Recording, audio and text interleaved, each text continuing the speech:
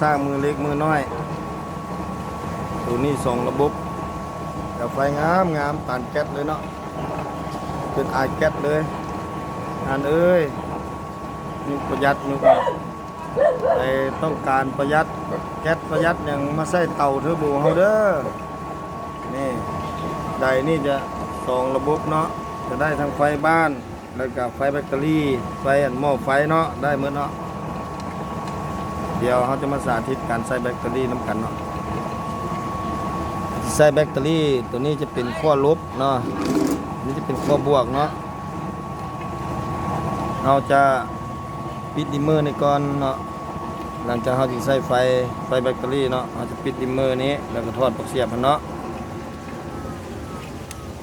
ทอดปลั๊กเสียบไฟบ้านนี่ออกเนาะเขาไปให้เป็นนะแล้วเราจะมาใส่แบตเตอรี่กันผู้เดียวเฮ็ดไฟแห้งอันนี้เป็นไฟแบตเตอรี่เด้อเนาะเสียบเข้าไปมันก็จะอุ้ยลุมสายมันเป็นยังเป็นลบเป็นบวกเนาะ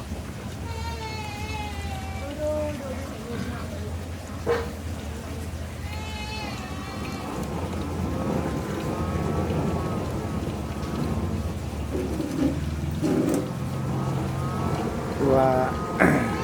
แดงเป็นบวกดำเป็นลบเด้อไฟมันจะมาสูอยู่หน้าจอนี่เนาะว่าไฟแบตเตอรี่กำลังทำงานเนาะห้ามเสียบไฟบ้านเด็ดขาดเด้อสายไฟบ้านอยู่นี่เนาะไฟมันจะเสมอเนาะแบตเตอรี่เราจะปรับบ่ได้เนาะจะปรับว่าลมแรงลมคอยมันจะแห้งเสมอเลยเนาะรับไฟก็ประมาณนี้เลี้ยงน้ำมันในเตาก็สิประมาณนี้เนาะแต่งกินได้มือเลยครับประกันได้ถ้ามักไฟแห้งก็เลี้ยงน้ำมันลงน้อยนึงเนาะ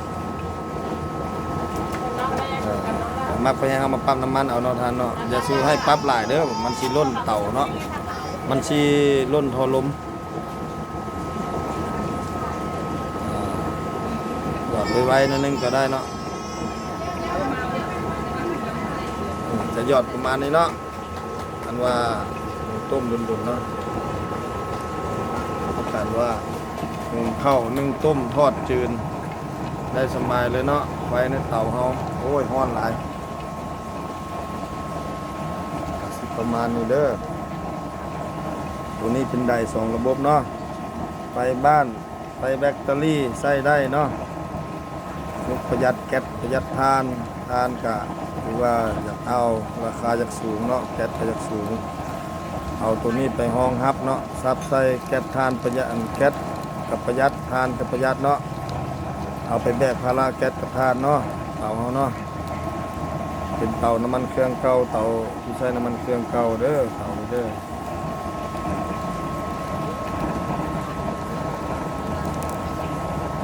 ไว้นี่คือว่าฮ้อนหลาย